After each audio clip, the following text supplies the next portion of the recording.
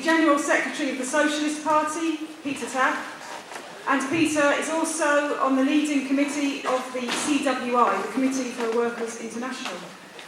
Now, Peter recently wrote a book review of a book on Trotsky, and the author of this book is a professor of Russian history at Oxford University called Robert Service. Now, Service did a hatchet job on Trotsky and is now too afraid, it seems, to debate with Peter the life of Trotsky and the ideas of Trotsky at any event at all. And he was invited to speak at this event this weekend, Socialism 2009, and said he absolutely wouldn't debate with Peter. And also he's refused an invitation from Moscow. Peter's going to Moscow later this month to debate the ideas of Trotsky, and Service has refused to also go into a discussion on the ideas of Trotsky with Peter in Moscow. Peter Taaffe.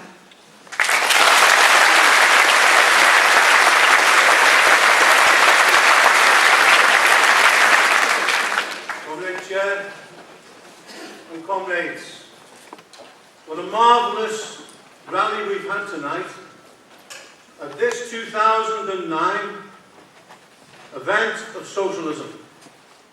The theme of the platform speeches so far has been the need for a militant class struggle policy for the labour movement, particularly for the trade unions and the working class movements in general, but the need to link that to the idea of socialism, which we were told 20 years ago, and Monday is the anniversary of this event, that the idea of socialism, the idea of Marxism, the very idea of the class struggle was buried under the rubble of the Berlin Wall.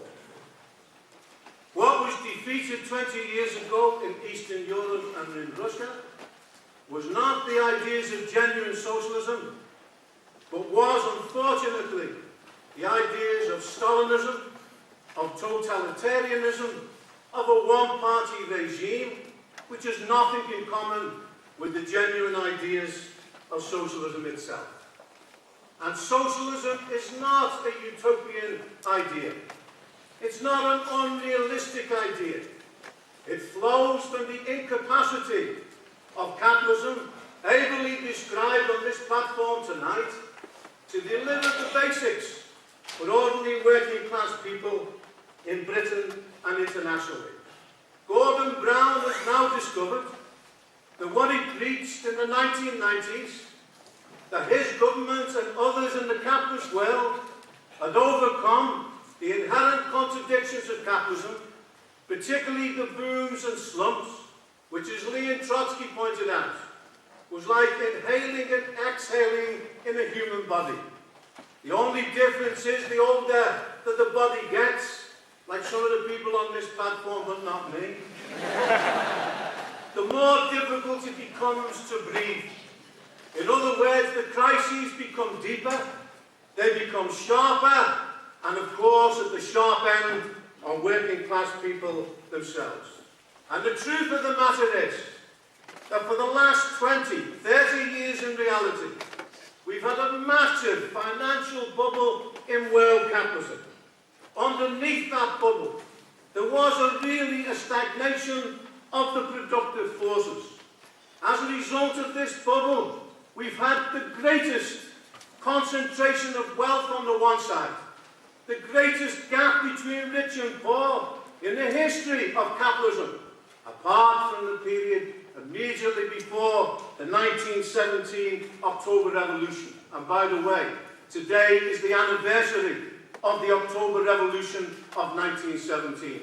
I'm not saying we're on the eve of such an event now, but perhaps it has some significance against the enormous concentration and discrepancy amongst the classes and in relation to the share out of wealth. Now, we have in the course of this crisis the banks been accused of holding society to ransom, and that is absolutely correct. But it's not just the banksters, it's not just the bankocracy that's responsible for this crisis. this is a crisis of the system itself. It did not drop from the sky. It was not unanticipated. We, from platforms like this, with much smaller meetings than this, predicted in broad outline that the situation you're experiencing today would inevitably develop on the basis of the contradictions of capitalism. But we were a little bit like that woman, I think it was 30 years ago, in 1987. Many of you are too young to remember this, but a few people on the platform will remember. And that was the hurricane that shook the south of England at that stage. And there was a famous weather forecaster, I think he was called Michael Fish. He had very fancy ties, that's what I remember when he appeared on the television. And he appeared one night before the hurricane. And he said, some woman has phoned up from the Isle of Wight and is predicting a hurricane. She's off her trolley.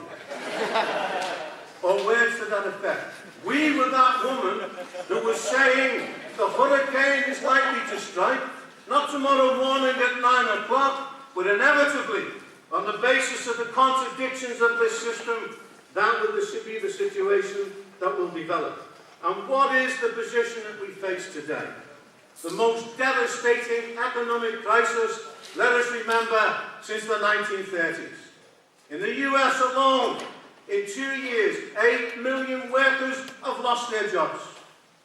And 1 million have been created. 1 million jobs have been created through the so-called stimulus packages of Obama.